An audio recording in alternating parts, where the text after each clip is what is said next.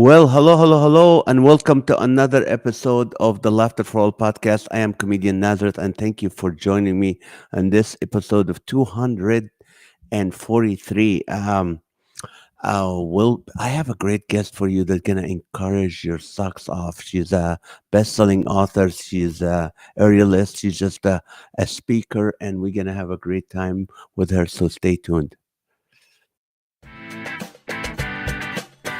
Welcome to Laughter for All. It's the podcast with Comedian Nazareth. Well, hello, hello, hello, and welcome to another episode of the Laughter for All. I am Comedian Nazareth. Thank you for joining me. Where am I going to be this week? Okay, this Sunday I'm going to be at Florence Avenue, Foursquare in Santa Fe Springs. I'll be doing the two morning services for them. Comedy plus a message. Actually, on Saturday I'm doing a fundraiser for a great organization in Orange County and that help tackles people with addictions.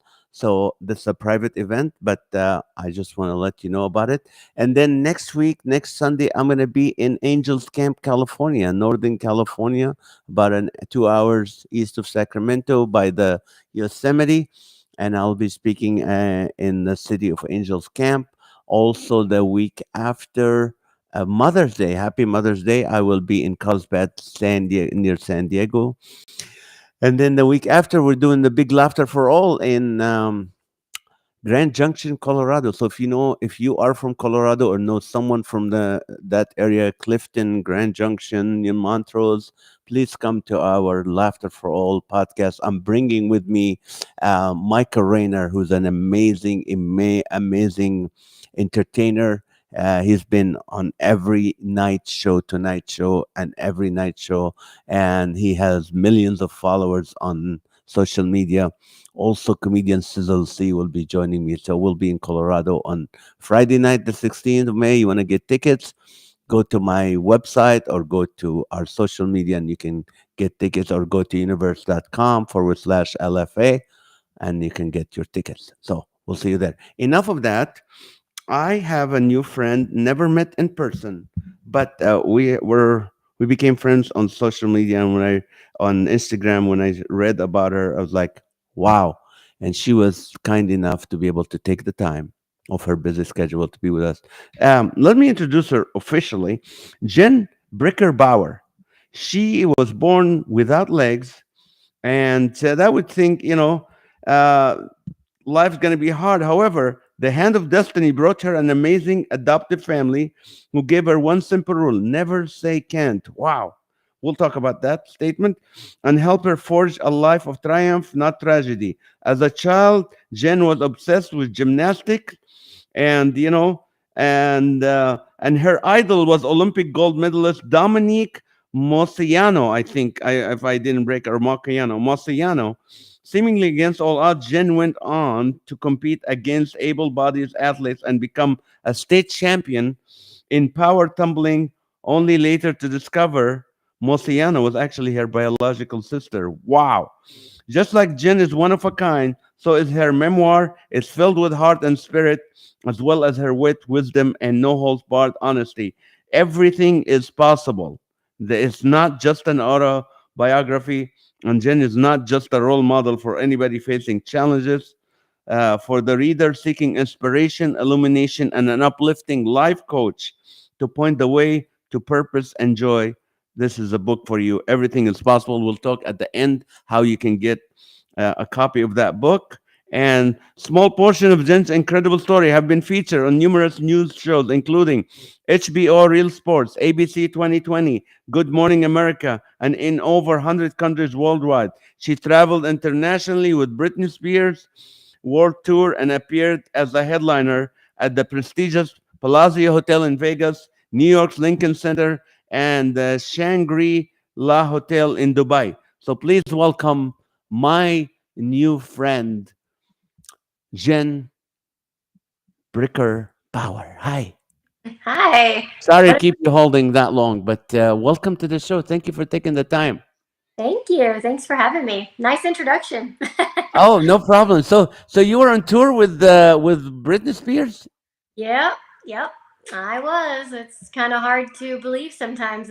It's such a when people read my bio and stuff, and or as much even or little, because usually when I speak or something, and I tell people you don't have to read the whole bio, and sometimes people do, and I hear it, and I'm just like, wow, I can't believe all that God has done in my life. It almost seems like I'm listening to somebody else's, like a movie or something. It's That just so I amazing. lo- I love your story. Can we start from the beginning? So you were born without legs? Yes. Hmm. Okay, and this was something, is there anybody else in your family that had this, or it just No, it's not a hereditary genetic thing. It was just a birth defect that happens sometimes. Whether I think some people just sometimes it's a hand or legs or I don't know. I don't know the science behind it, but I know it's not hereditary, so nothing like that. And I also don't think it was linked to anything my biological mother was taking or anything like that either. Some people have asked that question, so I don't think it was that. I think everything so that we know of was just a birth defect. um, and so then I was left in the hospital, put up for adoption. Then I was in the Oh. for 3 months. About my biological family is from Romania, and they came over to the States. I was born here, but they were somewhat fresh immigrants still. Uh, Uh-huh. they've been here maybe 5 or 6 years. So that's kind of the beginning. So have you met them back later on, or oh, Yeah, okay. my biological sisters and my biological mom. And my biological father had passed right before I got to meet him, but he knew that I was in contact with my sisters, and um, he wanted to meet me, which was really for me. It's like that's really cool. That was enough, I didn't. I never had my parents that raised me. My parents, that raised me. Um, they really raised me with such a freedom. I never had a chip on my shoulder. I didn't have unforgiveness for my biological parents, and they raised me that way. Though they were very open and honest. From Mm, as I don't remember a time in my life that I didn't know that I was adopted. I knew they were from Romania. I knew that even though I didn't understand communism, I knew that they were from a mentality and a culture that viewed people like me very differently, yes. and that certainly played into we assume, but it's a good guess that that was part of the reason, if not the only reason, why they gave me up for adoption. And that my parents prayed for me. I was, their answered prayer, and that bottom line, that's where I was supposed to be. I was supposed to be with them. So because they were so open and honest from the beginning, Mm, um, it gave me this freedom to just live very freely without an anger, without a weight. I never felt like I don't know, people now that I'm older ask me all these things like, but they abandoned you and all this stuff. And I was like, I don't know, that's just not my story. Like, I didn't feel like that. And I really think it's because they addressed it from, I mean, as early, probably 4 or 5 years old, because I only remember knowing it. So I think because of that, that's what kind of took that away. what a wonderful family that adopted family that you have. And did you go to public school? Did you go to private school? You went to Yep. public school. Yeah, I grew up in a small town, so I mean, just it wasn't a big school or anything, but I had maybe like 65 kids in my class, so I kind of normal, small. If you're from a city, that's very small, but yeah, public So it school. was, what was it difficult in the beginning, like kids looks and stuff like that, or how No, did you deal with that? I'm sure you get people looking, right? I mean, we're being honest. yes, so okay, I'm from a small town, right? Everybody knows everybody. We all grew up together, Ah, and kids that I started kindergarten with, I graduated high school with. Okay. So, and I was always very social, very outgoing, very athletic, and just a very social butterfly. So, always very confident, which is interesting. It sounds kind of arrogant to say that, but no. just ask me these questions all the time. And I'm trying to explain it so that people can understand. That's just was my personality. And I was always so at peace with not having legs because my parents just said, like, you know, it sounds cheesy to say, well, God doesn't make mistakes and you were born like this for a reason. But it becomes not cheesy when actually people believe it. And I saw that my meaning by example, by life. So I saw that, so my parents said that, but then as I kept getting older, I saw that they really believed it. So in every decision and everything they did, I did all these sports. I softball, basketball, volleyball, power tumbling, all against able-bodied athletes. I didn't use prosthetics. I didn't use my wheelchair, and that was normal for me. There was nothing I wouldn't have even. That was not something special for me to tell you at that point. It was just me doing what I loved. And every moment, every one of those times when I came to my parents and said, I want to play this sport and I want to play volleyball and I want to do softball and power tumbling, all these things that they could have said no or discouraged me at any point. But Mm, because that shows the example, living by example of, and there were many other things I could say, but those kind of things spoke volumes in that they really believed it. So I really believed it. And I think that, like, now that I have perspective, it's like that goes for anybody. So, like, maybe you think you're not that attractive on the outside, right? But you're so at peace with who you are and you're just so, like, full of life. And we have a lot more control or influence over how people treat us than we realize. Because if I would have been super awkward and really uncomfortable and really like weird about not having legs, it would make other people feel that way. And then I would be treated that way more often. You know, mm, Now I will break it up in two categories. As a kid, my childhood growing up here, I just was treated very normal, very who I was.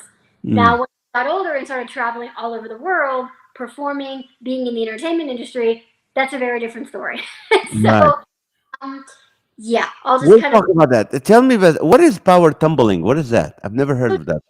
like, in gymnastics, you have women have four events. You have like the bars, the beam, the vault, and the floor. So in gymnastics, it's a big square floor, but Mm, in power tumbling, it's like a runway strip. It's the same right. kind. But it was just really popular here in the Midwest and really big when I was younger and competitively all over the United States, but really, really big where I grew up. And it was the closest, like it was actually where I lived in my small town. Whereas full blown gymnastics, I would have had to have driven at least an hour. And when you have training multiple times a week, that's not really as realistic as having it right there. Yeah. So yeah, so I did like the flipping, the tumbling, the twisting, the all that kind of stuff. Was the first person without legs to ever do that. So all the Amazing. media TV started when I was a kid, which I thought was so annoying. As a kid, I'm just like, I'm just doing what I love. What's the big deal? Stop saying I'm an inspiration. As a kid, I just didn't get it, and I'm so thankful that I didn't get it. I just was kind of protected and allowed to just be normal and be me. And even though I was on these talk shows, on like kind of big talk shows too, nationwide stuff, and as a kid, but man, it was just so like these people don't get it. Why are they making such a big deal? In my brain. But my mom said, you know, if you just change one person's life, then that's worth it, and that's why we're doing this. And I was like, okay, all right, I guess that like. I love your parents already. Now, uh, two things. Number one, I want you to talk to some moms right now. I know where it's a and just talk to them about maybe they have a child with autism or a child with this, and they feel that that life is doomed for that kid or that child. Can you talk a little bit to them right now before we get into the rest of the conversation? Yeah, I mean, um, I actually have a baby now, so I feel like I'm a little more not, I wouldn't say necessarily qualified, but I can share from experience of how I look back and how my parents raised me. And speaking life into me was huge. And what I mean by that, there's a lot of different ways to speak life into somebody, but I mentioned earlier with all the sports, all the things I wanted to try. Okay, here's one even more crazy. So I wanted to go here. I grew up in a small town. I said that, so there was not much to do, and everybody was going to the roller skating rink. Okay, and doing the limbo, and I was all about it. I'm like, I want to do that. I was competitive, and so So you think, okay, I come to my parents, I don't have legs, and I say I want to go roller skating, because it just didn't really. I was just like, I want to do what I want to do, and I wasn't. No one had said no yet. Okay, this is like insane how much it matters, like speaking life into somebody. What a difference it makes. So they could have said, well, why? How how would you do that? You don't have legs. It's too scary. It's too big. What if someone, all of this, right? And that is just not encouraging. That's speaking death over somebody. Even though you think, well, those are legitimate questions. They are. But it's the whole attitude, especially as a kid, that just crushes your spirit, Right. that away from you. And so they just said, okay, well, I guess you'll put the roller skates on your hands. And I was like, okay, great. I didn't care. So that's what I did. And then I roller skated and I did the limbo and I won the limbo. I lifted my whole body off the ground while we were in position, you know, and and that's not easy, really. No, it's not. But like I was just so excited and determined and didn't really have that like view of I didn't view myself as I viewed myself as extremely capable, as more capable than other people. And that's how everybody treated me at school too, because that's how I was. And so people were just able to, I guess, see me because there wasn't I wasn't the new kid coming in and with all these like preconceived things, right? But I think one of the biggest things as a parent that I mentioned a bit earlier is just knowing that God has a plan for everybody. That Mm. includes your kid. That's What do you every, were you ever mad at God, or like, why God, why me? Have you ever done that? um because of not having legs. I don't think so. Other things as an adult, yes, but because everybody goes through things, but that part, it's like the part that everybody thinks is the thing in my life, and it just has not. It's not been the thing. It's been the thing in an opposite way. It's been the thing that God has used so supernaturally. I mean, but he made me so confident. Mm. And I mean, what I mean by confident is I just knew and I understood that he was working through it. And people would ask me as a kid, if you could take like a magic pill and have legs, would you do it? And I thought, oh man, would I do it? Like, I don't know. And I really thought about it because I wanted to be on, you know? And so funny thing, I've always loved shoes, which is really ironic. And I at one point, so I was going to be in fashion. That was like my whole career path before doing acrobat and aerial and speaking. And so I thought at one point that I would like to be a shoe designer, which is even more ironic. But I just loved them so much, and so I thought maybe I could like put all of that love into something, because I can't wear them. And so I thought, well, I could wear shoes, I could do all these fun things, and certain things would be easier in life. Obviously, like just logistically, there would be things that would be easier. But every time I got to the like where the rubber meets the road, would you do it? And what it actually meant, um, I just couldn't do it. Like Mm. because there's an entire purpose and destiny that God did specific. Like He's working specifically through not having legs, being adopted, left in the hospital, all of it, like the whole story. And I understood that from a very young age. Not the way I do now, but enough for how old I was. I Mm. got it at that level, to be at peace with it and to be excited about it because I really just saw it more and more how he was using it. Like it surprised me even. Mm. And Amen.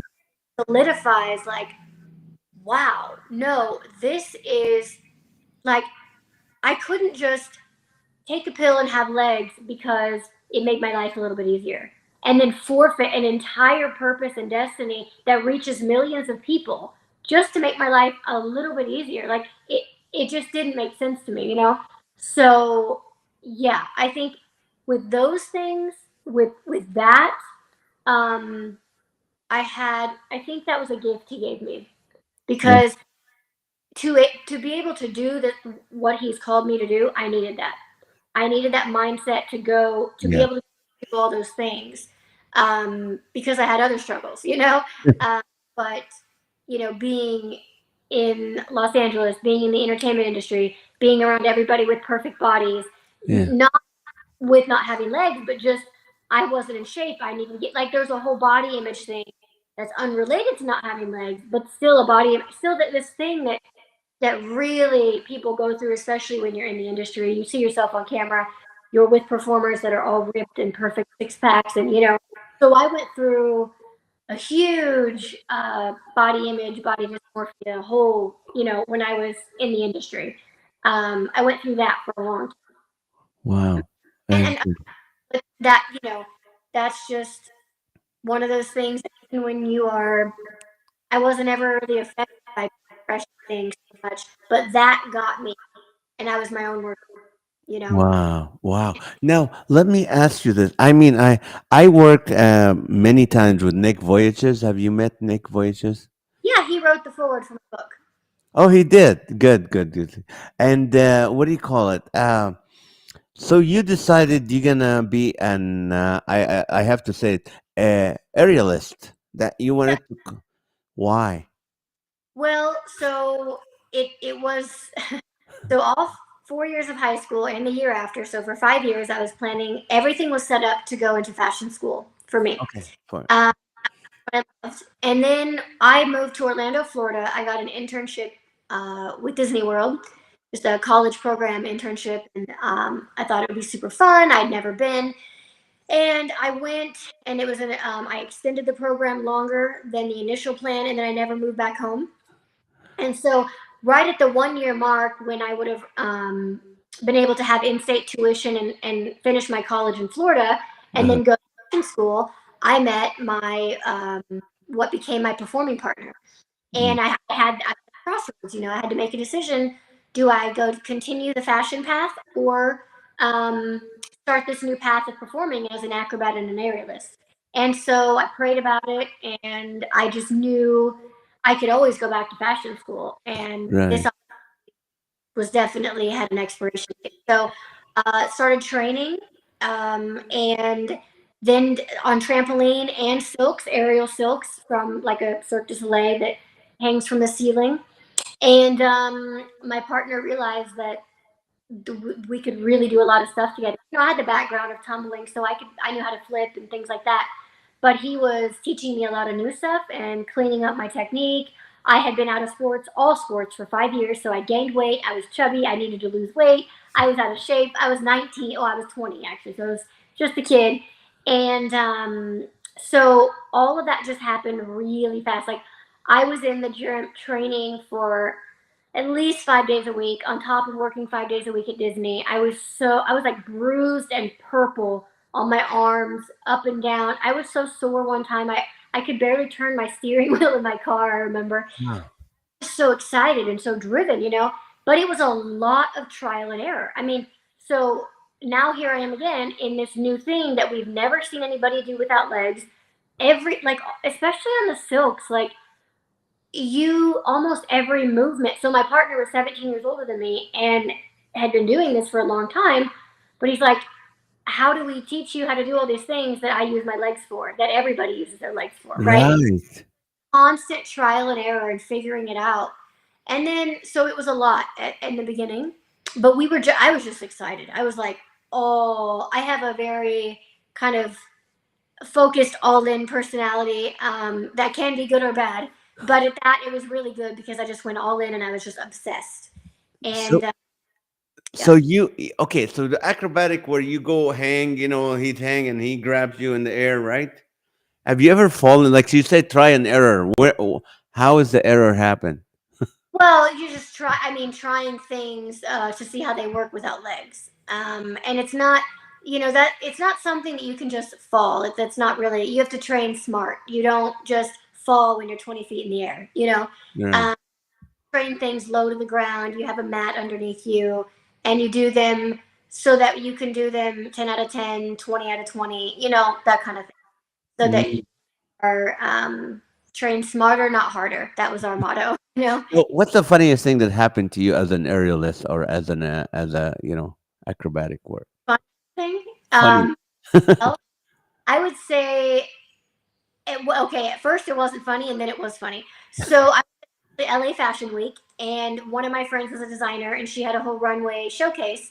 And on each side of the runway was water, and it was awesome because like the models would be walking down, and water. They were surrounded. It was like a moat almost. So it was a really unique runway. And so my rigger. So um, so a lot of people do aerial performing static, meaning it's just hung and it never goes up and down. But like the really amazing, like Cirque du Soleil, where you're flying, they're on a motor. So I perform a lot on a motor because it allows so many more dynamic. It's a lot more work of like you have to have a rigger and but it's just so worth it. So I had my rigger and he was standing in the water and operating everything from the side, and then I'm up on the stage. So it was late. Everything kept getting delayed and delayed and delayed and delayed. And then I finally go out there, and how I walked down, so I didn't have my chair or anything. So I entered. It was kind of cool. Like I walked down the runway, and then my silks were over the runway, and I did the whole performance above the runway and the water. Well, like halfway through my performance, the music completely stops. Just absolutely stops. There had already been salt on the runway, which I told them repeatedly to get off because it was so the models wouldn't slip. But I'm like, but I have to walk through it and I have a black costume, so you're gonna see this. You know what I mean? And so I've gotten like half of it off, which it ended up falling off when I was in the air mostly. I think I like brushed it, made it look pretty. And but then the music stops, and I'm just like, I mean, obviously, what are you gonna do? You're gonna finish the performance, whether you have music or not, right? So I finished the performance, but I was so like, are you serious? Like we went through all this. These people were crazy. Couldn't get it together. And then I come off, and then everybody like the audience starts coming out, and they're like, oh my gosh, and you just kept performing. It was amazing. Wow. And they loved it even more. It was so fun. So that part, it ended very funny because I'm like, people are hilarious. Like, as if I would just stop, and then leave. Deliberately. Right. So that was actually, I was really proud of myself, but at the same time, it was like, obviously, and then I love that people loved it, like that they were appreciative of that even more so. But I just wasn't expecting it. So the whole scenario was just kind of very unique and wild. That's amazing. What makes you sad? Oh man. Well, um, so I had my our only child right now, in 2023, and he had to have open heart surgery at 5 months old. Oh. That was, I mean, that's when I was young and mad, and I knew I was like, all of us are praying, like you could have just healed him in a minute. I know you could, but for whatever reason, he healed him through surgery, and he has to go through these things for whatever reason. But that was like, man, that was my limit. At Mm. this stage of my life, like a year and a half ago, a little over, or about a year and a half ago, a little over a year, and that was just, I mean, really, really, everything went amazing. I mean, it went as great as it could go, but it still had to happen, and it was just like, oh my, it was one of those like extremely hard for me. Mm. Right. Right. Uh, what do you call it? So you wrote the book, and the book is called "Everything Is Possible," Hmm. which was autobiography of your life. In how long it took you to write it? Well, I had a ghostwriter and a publishing company, and whole thing. But I was very involved. I know, you can be as involved or not as much. People are kind of all over when they write books, and they always have a ghostwriter. I Mhm. mean, do. And so I was extremely involved. I was like editing everything myself too. Like I would go through, and she would write everything, and I'd be like, no, because that doesn't sound like me, and that doesn't sound like me. And Uh-huh. if someone reads the book, they have to, and they know me, they have it. This has to be the most authentic, real, That was very important for me. And so it was very fast, though, I would say that part. I mean, let me try to think. 2015 came out. So I think the writing portion, so I would write sometimes and email it to her. Other times we would talk on the phone and she would take notes. And I would say maybe 6 months, Mm. like very fast. But the whole process was 2 years. Like there's just logistics and timing and then waiting and then getting release forms for pictures and then the editing from the publishing company. There's just all of this like logistical kind of things that happen. So yeah, that I'd say from very beginning to end, like a 2 year process. Working with my writer was, I would consider 6 months pretty fast. So Have you ever had people like feel sympathy and you just like they didn't know who you are and how more driven? oh yeah. Like I said, when I moved away, wow, I was dumbfounded with how people would view me, because of how I grew up and how everybody viewed me here, Yeah. which was me, right? And that's how I viewed myself. And so I remember, oh my gosh, I was working at Disney World and this older couple came up and like actually patted me on the shoulder and said something like, "It's so good that you're out and working." And I was like, What do what?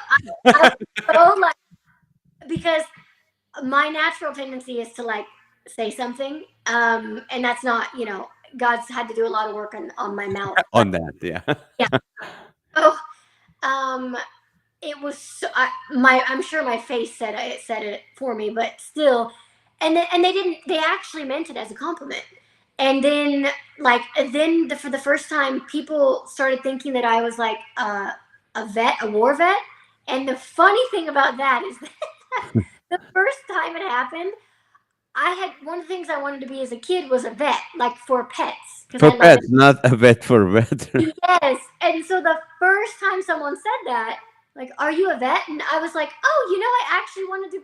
And then I was like, "Oh," and like Oh, of everything. So there was like all of these, and then people from foreign countries. That was yeah, that's hard there for them to very, very yeah. behavior would be very what we would consider over here very rude. You know, but the more I traveled, like I spent a lot of time in Dubai performing, Yeah. and um, I remember sometimes people would just stare. Now people would stare here too. Like that's not something that's normal. That's normal for you when people stare. Yeah, like you would stare, but then like, or I could feel it. Even if I didn't see it, I could feel it. Uh, No.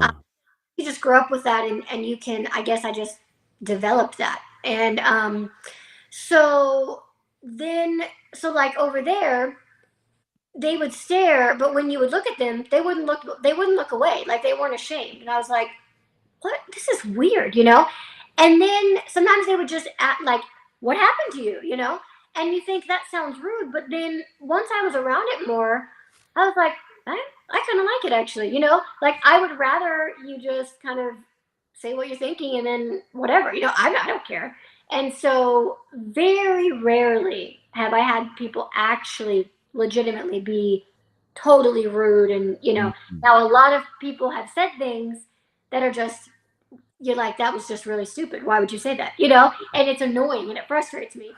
But they don't actually mean to be mean. That's the majority, the overwhelming majority of people just say stupid things or they don't think about it or. What shouldn't someone say? What shouldn't like so if people if they see someone with a kind of no legs or no arms or stuff? What kind of things? What should we say or what shouldn't we say? Shouldn't we say? I want to make sure that I'm never. People get really, really wrapped up in that exact thing of you shouldn't do this and you shouldn't do that, and then it makes people feel so uncomfortable to be around people, or if they just see somebody, right, and then they end up acting even more awkward because. So I don't want ever to make people feel that way because I just want to be normal. It's very hard to offend me unless you're being an absolute jerk. You're Yeah. not gonna you know but I would just say overall, just be normal to somebody, like treat them like you would anybody else. And Right. I would say don't be afraid to just be honest with somebody. Like ask them a question if you have a question. Or, if it's gonna make you be weird about it, then don't be weird about it. Just ask the question, you know? Right. Um, so everyone's gonna have their own answer. But I just want people, I think the best thing is just treat them like you would anybody else. And if they need help, they'll ask you. If they don't, they won't. And you can just, like, that's the most overall easy thing, Yeah. Then there's no pressure. There's nothing like awkward or. Right. When you went to LA to try entertainment, what was your dream? What was your goal other than fashion? What was your goal from, you know? LA LA was after the Britney tour. After the Britney tour, it was really clear to me and my performing partner, like, if we want to be really serious about our performing career, we have to be in LA. Orlando's not really cutting it. I mean, there's a lot of performing going on in Orlando, but you're not going to go farther than that, you know? Yeah. So I don't think I had an actual dream about it. I just knew I was supposed to do it. I was so early on. It was the beginning of my career, and Mm, everything was like, I mean, being on the Britney tour, it's unusual to have something that's usually like a career highlight, at the mm, end of your career or something, which it was for my partner. He was much older than me. And for me, and nobody wanted to hire me in the beginning. Nobody had seen we searched and we searched everywhere. We could not find anybody without legs that had done what I did. Like there no, was no path, there was no example, nothing. Like it.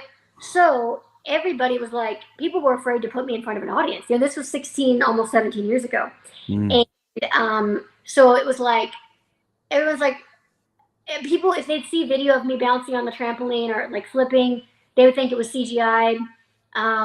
People didn't know what to do with it.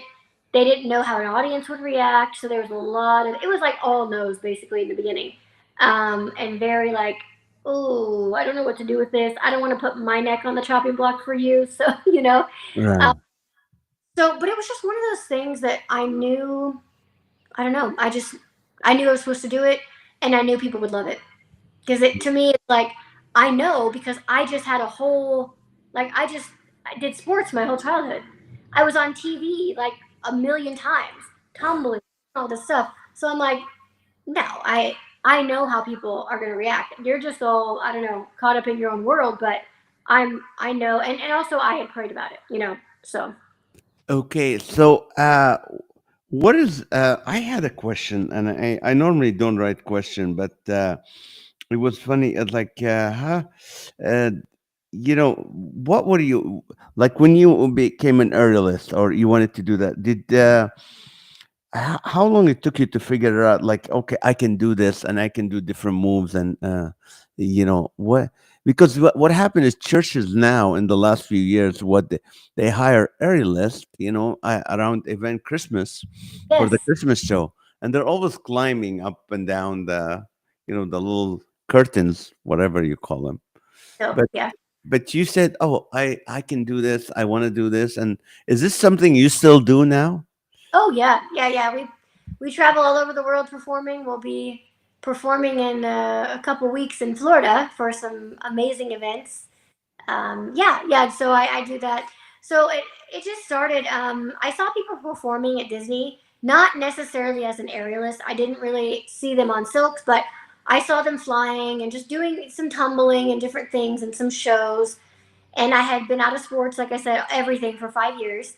And I was like, I can do these things. I just need somebody to teach me. So found somebody to teach me, and then we figured it out. Then it was the training, 5 days a week, hours and hours, and Mm. just put in the work. There was nothing special, but it was a lot of work, and I was so excited about it and passionate about it, and that's what kept me going, physically. And yeah, it was just so exciting. I loved it so much. It was very challenging, obviously, physically Right. challenging. Without legs to hold you, like sometimes I see them when they call it silk, not curtains. I'm sorry. Yeah. The silk. So you see a lot of times they're using the legs just to hang out, and you can't. You just have to continuously depending on your arms, right? arms, and yeah, there's other things like depending on if you're doing a solo performance or a partner performance. So in the beginning, I did duo performances with my partner. For the first 4 years, we did duo silks, and then when we separated, I did oh, I think 8 years of solo performing before I got married. Mm. So, which I loved too. I really, it's all kind of had its own place. And then since I got married, my husband is a professional trombone player and trained opera singer from Austria. And so we combined our talents of what God had us do.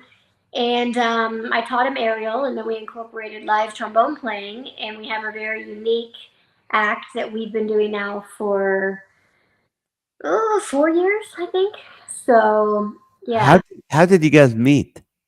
we met in Austria. I was doing a speaking tour, and my book is in 11 languages, and one of them is German. So Mm. I over in Austria had set up this book tour around Austria, a little bit in Italy, but mostly in Austria. And he was there at one of them, bought a book, and went home. And then a couple weeks later, he messaged me, which he thinks is so stupid on Facebook because he had no other way to message me. He didn't know anybody that knew me, Right. and and so he just sent me like a really long message that was very different. Like he spoke very differently than other. Like I would always get messages from guys that when you're on TV and you travel and you Yeah. perform, that just happens, right? So, but it was very different. And but then I looked at his profile and I was like, what is it? He's holding like a trombone and he's younger than me. And I always dated athletes. Like that was my older athlete. Like I had a sort of a type. And so I wasn't really interested. But he was so like we just kept talking. And he was just different. And he just kind of was there. He just kind of stayed, like writing, and then it was voice messaging, and then it was video calls, and then he's like, "Well, I want to come to the U.S." And I was like, and he had never been, so I was like, "He is not gonna. There is no way he's coming here."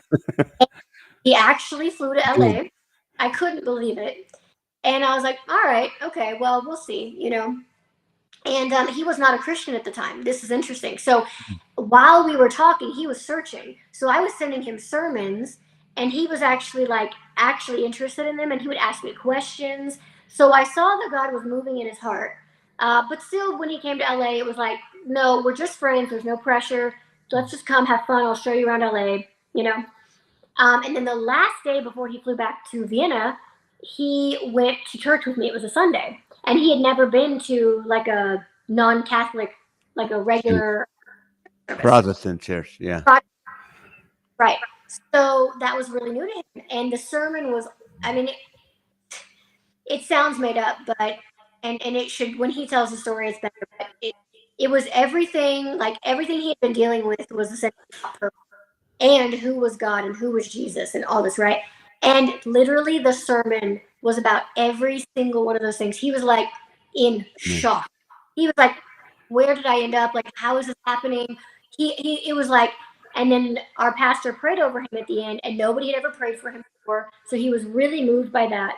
He flew home. He had a layover in Paris, and in Paris, he ordered his first Bible, had it translated, was devouring it. That was so 2 months after that, flew back to LA, got baptized, and proposed to me the next month. 3 months after that, we got married. And not long after that, because in that time, God revealed that he was called a pastor, which is absolutely hilarious. If you would have known, like, in that time, you just would have never, only God can tell you something like that. Right. And neither of us expected that. I mean, he didn't even really know what that meant at the time. So then he went into the training program with our pastor, got ordained 2.5 years after that. And in that time, God showed us to create our performance, which was a lot of work, about 2 years. We had an original piece of music made. We worked a year just on the music with a composer. I had to teach him aerial. We had to figure out how to integrate the live trombone playing. It was just, it was a lot, but we were able to do it when everything shut down. So it was He like, couldn't. He does he go up with you or no? Just the music. He does. Yes. That's dangerous. Why you do that to a husband? It's not dangerous. I made sure that I trained him very, like, we don't do any skills. Like, if it was me and a person who had been doing it as long as I had, we'd be doing very different skills. But I made sure that um, I was that exact thing because he had not had the experience I had. I made sure that every skill he did was um, a very low risk, something he could handle. So, Has your and kid ever went, Mom, Dad, come down, I'm hungry? what? Oh my! Well, he's only a little over a year and a half yet, so he doesn't full sentences yet. Yeah, I But can see where he's heading, right? he loves it. Dominic's my husband. His family is all has musical gifts. My biological family, we're all athletic, and I see both of those in Malachi. Malachi's our son. I really, he is very much into music, like from an extremely early age. He has this ear that I don't even know how that. You just have to be born with it, I suppose. And he's super strong, like I am. Mm. So it's really cool to see that. So we're just gonna teach him everything we know and see what God wants him to do. How do you do cardio? What's your cardio look like? Exercise. Uh, so when I was in LA, I met a trainer, and he was amazing, and he has like a certain method of how he trains women. He trains men and women different, and so the way he trains women, it's not a treadmill or anything like that, but it's just like mostly on like a mat or on a bench, and you're doing like on your hands and knees or on your elbows and your knees. Either way, you do. It's actually a lot of with your legs, but I learned how to do it as well. I can still kick. Like I have like the upper part of my thigh, so I learned all of these things with him, and it actually worked. So even though those are like kicks, that's all cardio. Like it's Mm.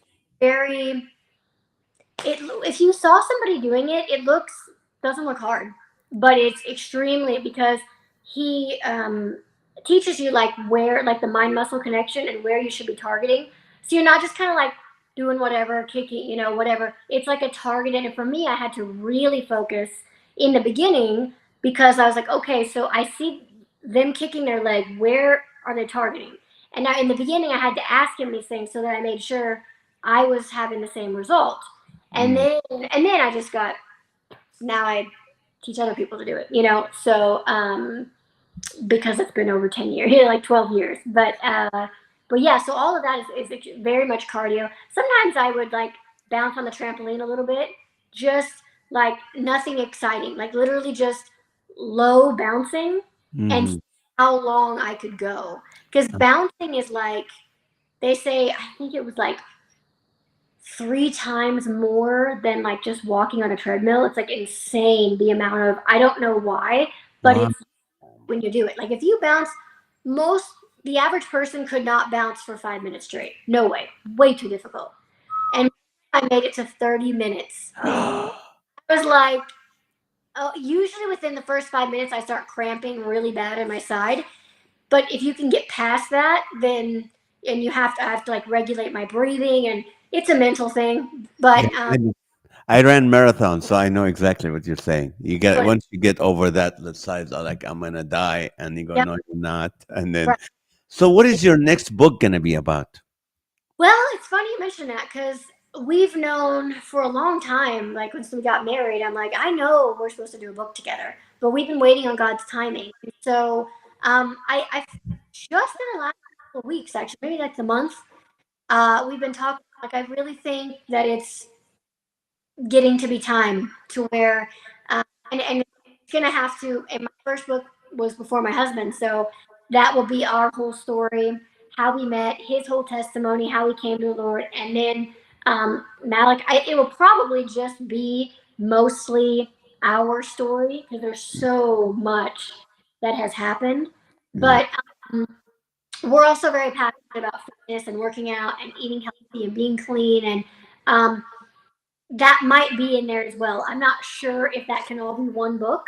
If Hmm. it, I would like it to be one book because I think in the body, in the church body, it's a very big subject that is not broached often enough in a godly way. Like we're not saying, oh, everybody needs to be a bodybuilder and be upset. It's like no, it's really the opposite of like taking care of the body, which is our temple, and relating that to scripture, relating that to the effectiveness of bearing fruit, Mm, and how to not make it an idol as well, because we've been through all of these phases already. And how do you do it once you get married, and how do you keep doing it once you have a kid? And so this is just a big thing in our life that we feel that we can actually share, and I think it would really bless people. well, So, today is Earth Day. You know, I try to light a candle for my green. I don't know. Is our planet green still, or is it blue now? I don't know. Are oh, we have a? Remember, it used to be green planet, our green planet, our green planet. that's right. Yes, But it's actually blue if you look at it from space now, thanks to Elon and yes. Bezos. We can so so now I tried to do a cake like for Earth Day, and I go, yeah, no, I can't light it. It will. So what do you mean by you living clean? What do you guys tell us a little bit that might get in the way? Oh, kind of everything. Where meaning eating as little processed foods as possible, getting rid of plastics, using glass, stainless steel. Just like the testosterone level in men has gone down like 40% in I think the last 50 years, which sounds not possible. Because But of what?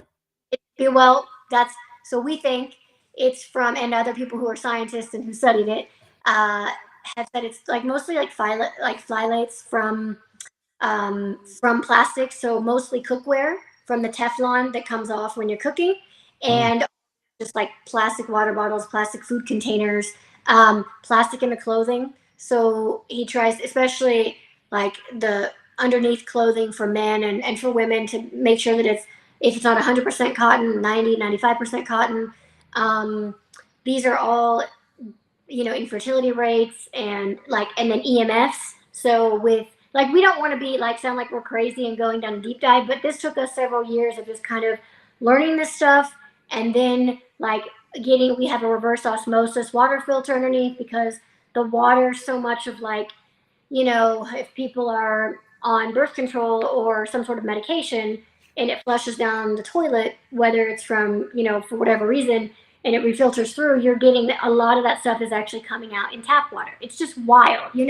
So, all of that, but rooted in being in the Word every day, having a relationship with Him, and having it, those are all things like, but we can control those things. That's the thing. So trying to make the best decisions you can with what you can actually control to lower the risk of all of these wild things happening.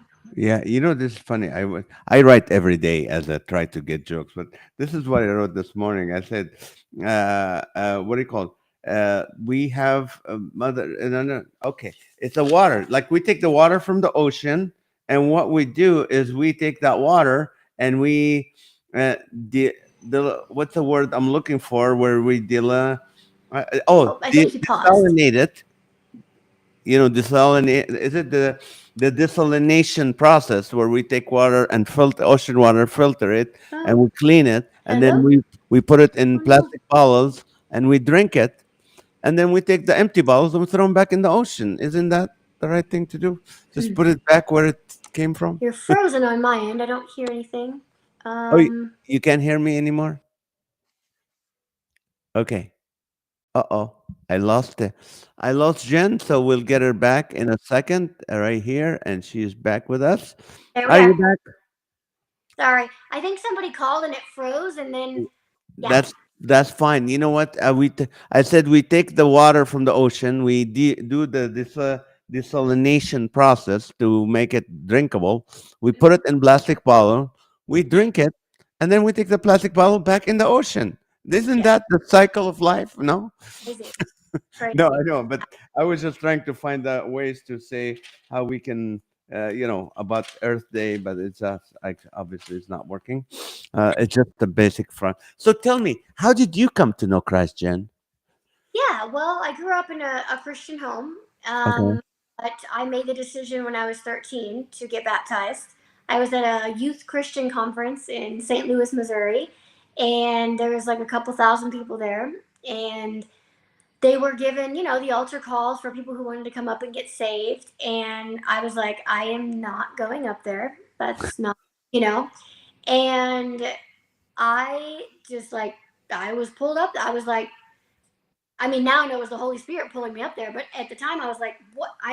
It was like I just had to go up there and get saved, and so that's what I did.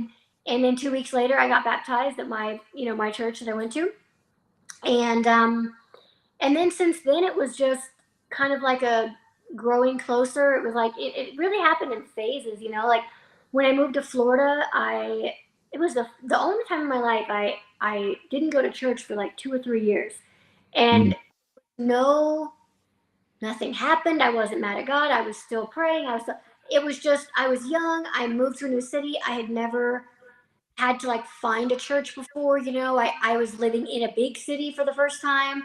Um, so then I finally found a church, and man, that like, then I was like, I did everything. I was like going to the women's group. I was going to the young group. I was going to Sundays. I was like, I was just so excited. And that really changed my relationship with Jesus, again, right? I got Mm. closer. There were things that I had just never been taught. I read Francis Chan's book, Oh, Crazy I Love, love him. for the Yes. first time. That really was, wow, that was huge for me. And I had just gotten to go to that church for like 6 months, and then moved to LA. And so that was a really hard. So then when I moved to LA, I immediately found a church, immediately found a small group, got plugged in, great church. And That's then, amazing to find that in LA. That's, I mean, there's some great churches in LA. So, but yeah, that was, I'm trying to get the, what do you call it? Uh, my TikTok is like asking me, "Are you still around? Are you trying to do this?" Because after almost an hour, they said, "Oh, we need to know that. We need to know what if you're really there." So anyway, don't worry about it. I just want to ask you a last question. Could you please two things? Number one, could you speak to young people who are feeling awkward about themselves, their looks, their height, their shortness, their weight? There may be, physical imperfections. Can you speak to these girls for a minute? yeah. I mean, I know that that's just like a hard time, especially when you're around other people your age, and everyone's kind of, all your thoughts and your opinions are forming about everything, including yourself. But overall, I would just say something I know very clearly is that God has a plan and a purpose for everybody. And everything, you have a gift and a talent. Through the gifts and the talents and abilities, everyone has those. You have them. Everyone has them. Even if you think that you don't have them, you have them. Whatever you're interested in, maybe you call them hobbies, or things that you're naturally good at. Those are things that God wants to use. He made them, he created you with them for a reason, and that's to bless other people, to touch other people's lives. Everybody is made to inspire and motivate. It's not just me, it's not just certain people on TV, it's not people who have just a lot of money, it's not just people who have a lot of followers.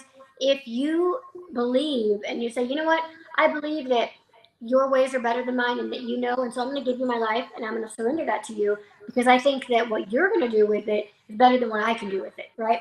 And Right. so, not be disappointed. So you are here for a reason. You're not a mistake. You're not too far gone. It doesn't matter where you came from. It doesn't matter what or how bad your circumstances were. People would say that my circumstances were bad, being left in the hospital, born without legs, given up for adoption. But it doesn't matter. God uses that, and He wants to use the situations that seem the worst, the most hopeless, the most like you can't get out of it, right? And He's none of that scares Him. He's bigger than all of that, and so He will use your life and your gifts and talents and turn them into something that you never could have imagined. And I believe that wholeheartedly. That is for everybody. Amen. Amen. How can people get a hold of your book or hold of you to book you to speak at their church conference event? Yeah. For to get a hold of me, you can just go through my website, jenbricker.com, or Instagram. People even reach out on Instagram, so that's fine too. Jen Bricker. And as far as the books, you can get my book on Amazon. You can also reach out to us personally, if you want it signed. We can just sign it and then pop it in the mail for you. So And we do those obviously book signings and stuff at every event too. So So people, Jen Bricker yes, is your website. yeah, jenbricker.com. JenBricker.com. That's awesome. Jen, thank you so much for taking the time to be with me. I just really appreciate that. And you're an encouragement. You're really an encouragement to people. So Thank you. I I appreciate you and thank you. And you have a great day. Thank you. Say Thank you hello to your husband, and we're praying for your child and all that. God bless you. very much. God bless you. Thank you. All right. Well, thank you guys for watching. That's just encouraging. That's a great, great encouragement to you guys. So if you know someone who have teens or someone who has, like low self-esteem or something, this is the podcast to listen to. So go get the book. Go get Jen's book, and it's called it's an autobiography. It's called Everything is Possible by Jen Bricker. Or go to her website, jenbricker.com, or her Instagram, Jen Bricker-Bauer, and you can just learn more and be encouraged. But subscribe to this podcast, share it with people, and then that would be great. Do it for someone else. We don't ask for money. We don't ask you to do anything for us, but do it for someone else. Okay. Thank you guys. Love you. And you have a great night.